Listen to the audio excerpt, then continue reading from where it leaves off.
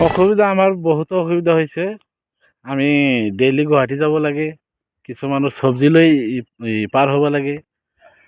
কিন্তু যোৱা ৰাতিৰ পৰা যিটো ঢল আহিছে পানীৰ, আহি কিনে আমাৰ এই যিটো কালাৰদিয়াৰ বজাৰৰ ওচৰত যিটো দলং, এই দলংখন মানে পানী ডুব গৈছে।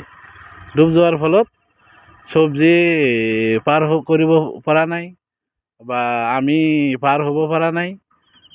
এই আগতে বহুতো মাৰুতি চাৰুতি চব মানে ডাইৰেক্ট গুৱাহাটীত গৈছে চৰৰ পৰাই, এতিয়া নোৱাৰে।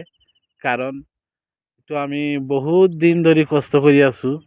আৰু এইবাৰ যদি আমাৰ নতুন চৰকাৰ হয়, নতুন চৰকাৰৰ ওচৰত আমাৰ এটাই আবেদন, যাতে আমাৰ দলংখন বহুত দিনৰ পৰা আশা কৰি থকা এই দলংখন যাতে কৰি দিয়ে।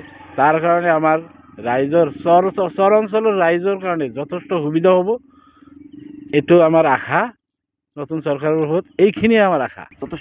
যথেষ্ট অসুবিধা হৈছে মানে খালি ই ৰিক্সা নহয়, বাইক বা বাইকো পাৰ কৰিব পৰা অৱস্থা নাই বৰ্তমান। গতিকে আমি নাৱেৰে পাৰ হ'ব লাগিব। গতিকে আমাৰ এইটো বছৰত এই চৰকাৰৰ কালত যাতে আমাৰ এই দলংখনৰ ব্যৱস্থা কৰি দিয়ে চৰকাৰৰ ওচৰত, এই আমাৰ আশা। নাথাকিলে আপোনাৰ নাৱেৰে পাৰ হ'ব লাগিব। দলংখন নাথাকিলে নাৱেৰে পাৰ হ'ম।